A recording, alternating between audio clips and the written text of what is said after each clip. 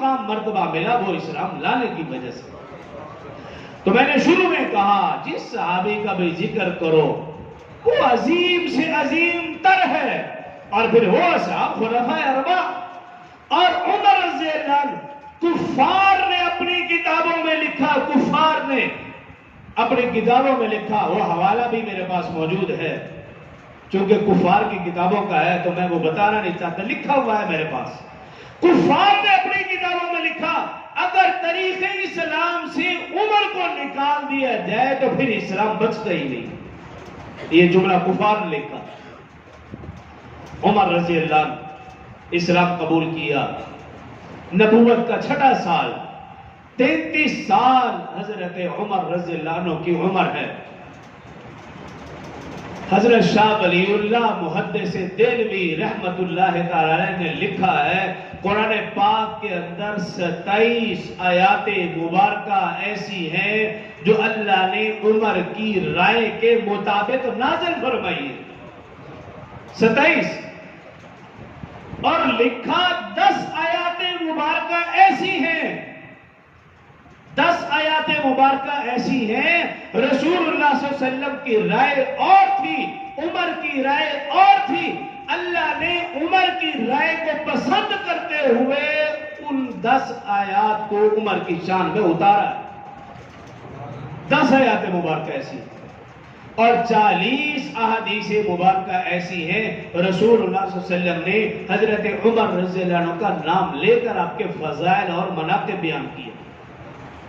حضرت عمر رضی اللہ عنہ نے مکہ میں 7 سال اسلام قبول کرنے کے بعد اور 10 سال مدینہ میں، 17 سال رسول اللہ صلی اللہ علیہ وسلم کے ساتھ گزارے، اور سفر حضر میں جنگ میں رسول اللہ صلی اللہ علیہ وسلم کے ساتھ رہے۔ رسول اللہ صلی اللہ علیہ وسلم کی زندگی کے 27 غزوات ہیں، 27 کے 27 غزوات میں حضرت عمر رضی اللہ عنہ شریک رہے، کسی ایک غزوے میں بھی پیچھے نہ ہوئے، کسی ایک غزوے میں بھی۔ اور قرآن نے جو حضرت عمر رضی اللہ عنہ کی خوبی بیان کی، جو آیات مبارکہ میں نے تلاوت کی، اشداء علی الکفار، عمر جب کافر تھا اپنے کفر میں پکا، ایسا پکا نعوذ باللہ محمد صلی اللہ علیہ وسلم کو قتل کرنا چاہتا ہے، اور جب اسلام لایا تو پھر اسلام میں ایسا پکا، قرآن کہہ رہا ہے شداء علی الکفار، کافروں میں وہ انتہائی سخت ہے، ہاں رحماء بینہم، آپس میں انتہائی رحم دل ہے۔ اور حدیث مبارکہ میں رسول اللہ صلی اللہ علیہ وسلم نے ارشاد فرمایا اشدہم فی امر اللہ عمر، عمر رضی اللہ عنہ اللہ کا حکم نافذ کرنے میں انتہائی سخت ہے۔ یہ قرآن میں اللہ رب العزت نے عمر کی شان بیان کی، اور رسول اللہ صلی اللہ علیہ وسلم نے ارشاد فرمایا، ایک ہی حدیث مبارکہ ایمان والے کے لیے کافی ہو جانی چاہیے، فرمایا لو کان بعدی نبی لکان عمر بن الخطاب۔ یہ جملہ کسی اور کے لیے ارشاد نہیں فرمایا، ابو بکر بھی موجود، عثمان، علی اور مرتضیٰ بھی موجود، دیگر اصحاب بھی موجود، لیکن فرمایا اگر میرے بعد کوئی نبی ہوتا تو وہ عمر نبی ہوتے، لیکن میں آخری نبی ہوں، میرے بعد کوئی نبی نہیں۔ لیکن اس سے معلوم ہوتا ہے حضرت عمر رضی اللہ عنہ کے اندر انبیاء والی صفات اتم موجود تھی، بدرجہ اتم موجود تھی، اس لیے تو رسول اللہ صلی اللہ علیہ وسلم نے فرمایا میرے بعد کوئی نبی ہوتا تو وہ عمر ہو۔ اور اس کی تائید اس حدیث سے ملتی ہے، سیاہ ستہ میں حدیث مبارکہ درج ہے، جب مکہ فتح ہوا 10,000 صحابہ کرام موجود تھے، حدیبیہ والے بھی موجود ہیں، خندق و احد بدر والے اصحاب بھی موجود ہیں، عشرہ مبشرہ بھی موجود ہیں، خلفائے اربعہ بھی موجود ہیں، لیکن فتح مکہ کے موقع پر جو 9 مسلم ہوئے رسول اللہ صلی اللہ علیہ وسلم ان سے بیعت لے رہے ہیں۔ جب بیعت لے رہے تھے ان 9 مسلموں کی تعداد زیادہ تھی، مرد بھی تھے، خواتین بھی، بچے بھی، بوڑھے بھی۔ جب ان کا ہجوم بھرا، رسول اللہ صلی اللہ علیہ وسلم کی اگر نظر پڑی، سیدنا عمر رضی اللہ عنہ پر نظر پڑی، کہا اے عمر، مردوں سے میں بیعت لے رہا ہوں، خواتین سے تم جا کر بیعت لو۔ کسی اور کو کیوں نہیں کہا؟ بیعت رضوان میں رسول اللہ صلی اللہ علیہ وسلم نے اپنے ہاتھ کو عثمان کا ہاتھ قرار دیا، فتح مکہ کے موقع پر عمر کے ہاتھ کو اپنا ہاتھ قرار دیا۔ یہ شان ہے، جس صحابی کی بھی بات کرو انسان دنگ رہ جائے۔ اور خلفائے اربعہ ابو بکر عمر عثمان علی رضی اللہ، ان کے شان مقام مرتبہ کیا ہی کہنے۔ رسول اللہ صلی اللہ علیہ وسلم نے فرمایا آسمان پر میرے دو وزیر جبرائیل میکائیل، دنیا میں بھی میرے دو وزیر ہیں، ایک حضرت ابو بکر اور دوسرے حضرت عمر رضی اللہ عنہما۔ اور حدیث مبارکہ میں ہے رسول اللہ صلی اللہ علیہ وسلم نے ارشاد فرمایا اے عمر تو ایسی ہستی ہے،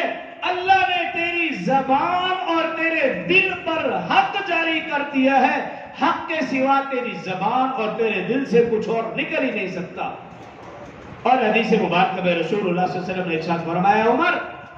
انسانوں میں سے شیاطین ہوں یا جنات میں سے شیاطین ہوں، عمر وہ تجھے دیکھ کر بھاگ جاتے ہیں۔ ایک حدیث مبارکہ میں یوں ہے اے عمر جس راستے سے تو گزر جائے شیطان اس راستے پر بھی نہیں گزرتا، اسے معلوم ہو جائے عمر اس راستے سے گزر ہے، شیطان بھی وہ راستہ چھوڑ دیتا ہے، وہاں سے بھاگ جاتا ہے۔ اسی طرح حدیث مبارکہ میں رسول اللہ صلی اللہ علیہ وآلہ وسلم نے فرمایا کہ جب میں نے جنت کی سیر کی، اور ایک روایت میں ہے کہ میں نے خواب میں بھی دیکھا، دو روایات ہیں، جب جنت کی سیر کی فرماتے ہیں کہ میں نے جنت میں دیکھا ایک محل ہے جو سب سے زیادہ خوبصورت ہے۔ میں نے جبرائیل امین علیہ السلام سے پوچھا یہ کس کا محل ہے؟ تو جبرائیل امین علیہ السلام نے کہا یا رسول اللہ صلی اللہ علیہ وسلم یہ حضرت عمر رضی اللہ عنہ کا محل ہے۔ ایک روایت میں یہ فرماتے ہیں میں نے خواب میں دیکھا کہ جنت کی سیر کر رہا ہوں، دیکھا ایک خوبصورت محل، میں نے پوچھا کس کا؟ بتایا گیا عمر کا۔ رسول اللہ صلی اللہ علیہ وسلم فرمانے لگے عمر رضی اللہ عنہ موجود ہے، کہا اے عمر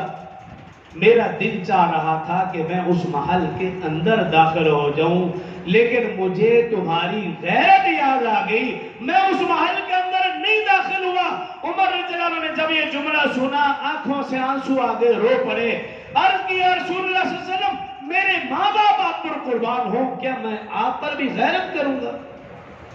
رسول اللہ صلی اللہ علیہ وسلم تشریف فرما تھے، صحابہ اکرام کا مجمع ہے، کہا تم میں سے اگر کوئی شخص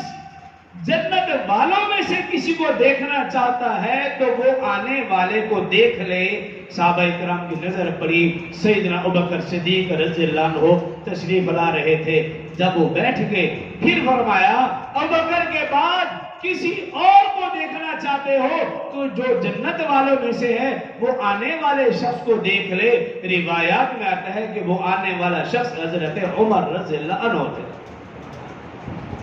بے شمار فضائل ہے حدیث مبارکہ ملتی ہے ان سے، اور اصحابہ اکرام ان کے بارے میں جو رائے رکھتے تھے،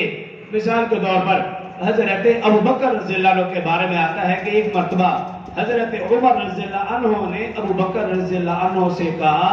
اے لوگوں میں سے سب سے بہترین، رسول اللہ صلی اللہ علیہ وسلم کی وفات کے بعد فرمایا۔ عمر رضی اللہ عنہ نے کہا اے ابوبکر لوگوں میں سے سب سے بہترین۔ جب ابوبکر رضی اللہ عنہ نے یہ جملہ سنا کہا عمر رک جاؤ، تم مجھے بہترین کہہ رہے ہو، حالانکہ تمام اصحاب اس بات کے گواہ ہیں۔ رسول اللہ صلی اللہ علیہ وسلم نے اس وقت جب تم نے کلمہ پڑھا تھا رسول اللہ صلی اللہ علیہ وسلم نے جملہ ارشاد فرمایا تھا ما طلعت الشمس علی رجل من خیر عمر، فرمایا کہ سورج کسی پر بھی طلوع نہیں ہوا سوائے اس کے کہ عمر پر، عمر تمام لوگوں میں سب سے بہتر ہے۔ رسول اللہ صلی اللہ علیہ وسلم نے تجھے سب سے بہتر کہا تھا، تو مجھے سب سے بہتر کہا۔ حضرت عثمان غنی رضی اللہ عنہ فرمایا کرتے تھے حضرت عمر رضی اللہ عنہ کی شہادت کے بعد کہ یا اللہ تو عمر کی قبر کو روشن اور منور فرما۔ حضرت عمر نے تراویح کے ذریعے سے رمضان میں ہماری مساجد کو مزین کر دیا۔ حضرت علی المرتضی رضی اللہ عنہ فرمایا کرتے تھے تم جب بھی صالحین کا تذکرہ کرو حضرت عمر رضی اللہ عنہ کو کبھی بھی نہ بھولو۔